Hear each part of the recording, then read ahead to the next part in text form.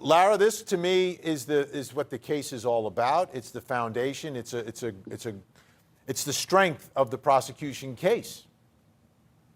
Definitely. I mean, the video speaks volumes. You can have 100 witnesses testify about something that they witnessed, but the impact of watching the video and reliving or living that with George Floyd for 9 minutes and 29 seconds. I mean, maybe it sounds like a short time, but my goodness, that's the amount of time that this person was being tortured on the ground, could not breathe. And I mean, within 5 minutes, he'd taken his last breath.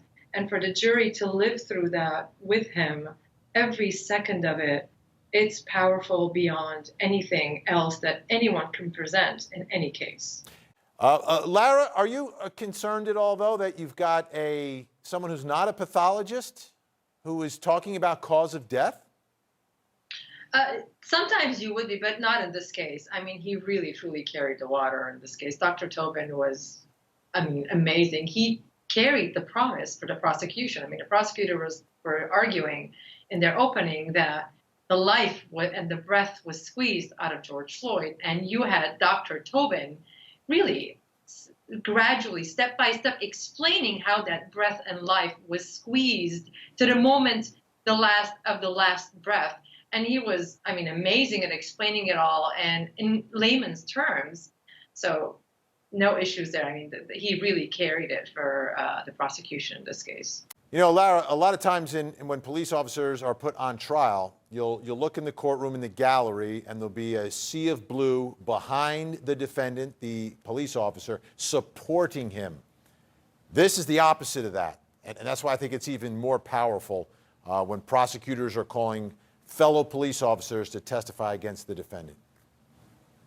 I agree with you 100%. I mean, you had colleagues, you had experts, everybody basically saying this is something that they would not have done. It's not allowed by the policy. This is excessive force, basically. We even had the sergeant who supervises him directly testify that this was uncalled for and unnecessary.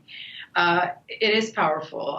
You're right. Nobody was there to support him. In fact, everybody who's worked with him was trying to distance themselves. Everybody's trying to distance themselves from Chauvin, saying that's not the way we would have behaved. That's not the kind of cop we are.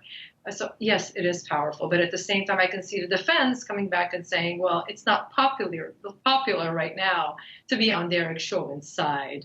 So everybody's going to want to distance themselves from him and basically say, and it's easy to say that, because they weren't in this position, that they wouldn't have done it that way, that this is excessive force. Yeah.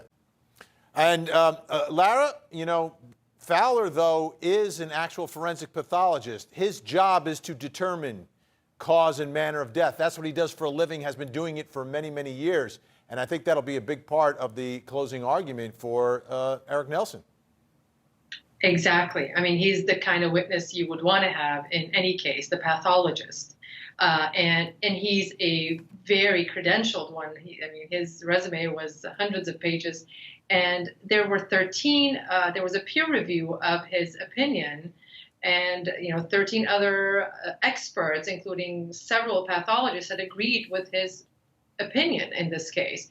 And I thought that was also powerful. And I thought he did a great job. And you're right, he was probably the best witness that the defense had in this case.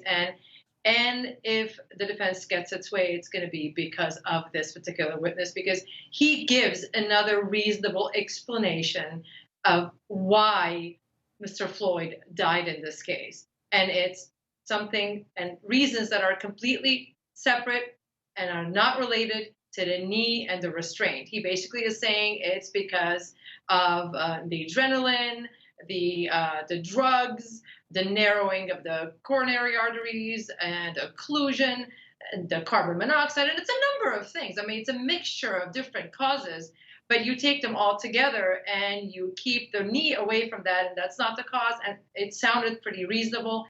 And in this case, if the jury finds that, and if the jury finds his explanation as reasonable, guess what? They don't have a choice. They have to go with the reasonable explanation that leads to innocence and acquittal. Yeah, he walks on all three charges.